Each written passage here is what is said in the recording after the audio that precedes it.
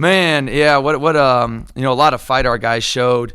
We basically played six guys, and we did play six guys in that second half, and so they logged a lot of minutes. And I look at the score 74-72, and it felt like it was in the 90s for the type of tempo and pace that the game seemed like it had. So, our team again really fought, all the way for 40 minutes. Yeah, you guys seem like you were really starting to really attack the glass. You got a lot of second chance. Went a big play by Mackay for the three-point play, and then you forced a turnover. What were you as far as thinking? I think there's 20 seconds left, and they didn't press you up court, so you were able to kind of slowly get it down court where you could. Was you leaving it to Ray? Even though I think he was like 1 of 11. 1 of 10 going into that one, yeah. So he is 1 of 10. He's been such a great player for us, and when he has the ball, he sees a lot of the right plays at the right time, and we definitely wanted the ball in his hands to let him decide to be able to go shoot or pass to someone. Yeah, he kind of got by his defender to lay it up on the glass. What does this say about your team? Because you don't have Ty on yet. You don't have Duke Byrne's been out. What like this? Yeah, that's a really good team we played. Going to the NCAA tournament, 7 seniors, and I think for Mackay, Jacoby, Caleb, we played 6 guys. Those 3 weren't with us last year. Those guys really came together well in that last 20 minutes, and I think they trusted each other. They believed in each other.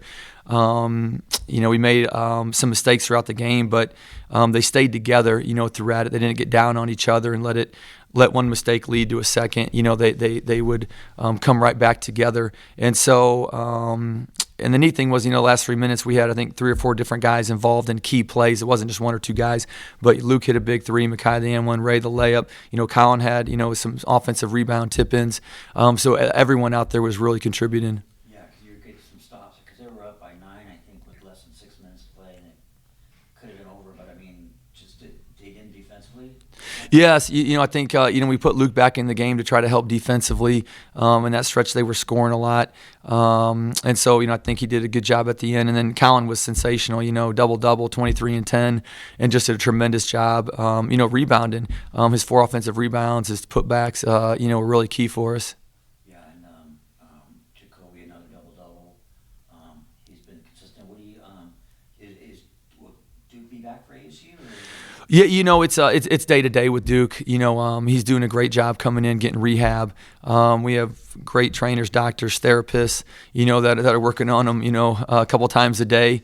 And so, he's making a lot of ground. But again, we want to make sure he's ready and he's healthy, when he does step back on the court. Coach, even though it's early on in the season, but what does a win like this do for the confidence level? Yeah, again, that's a really good team. That was a high-level opponent, we were playing. And, I think for our younger guys, what you said, hopefully it does give them confidence, trust in each other. That's really a big thing, I think, is trust in your teammates. And you get in tight games, you need each other. And those 6 guys that played in the second half really came together and again, really trusted each other. ASU on Thursday. I know it's going to be kind of a nostalgic moment for Jacoby, given that when he was at TCU, he hit that game winner to essentially knock out ASU. But knowing that both you guys have both big plays in NCAA history, do you ever have nostalgia when thinking about that, as a player, especially going up against the team that you beat? Yeah, usually you see, familiar faces, but, I think every player in Arizona State is going to be different than who he played against. And our roster is different, TCU's. And so, man, this game, it changes so much year to year now. I do think it's a different feeling than it was in the past when you would see the same player for 4 years at a school. These are completely different teams. And Arizona State's a completely different team than when Jacoby played against them last time.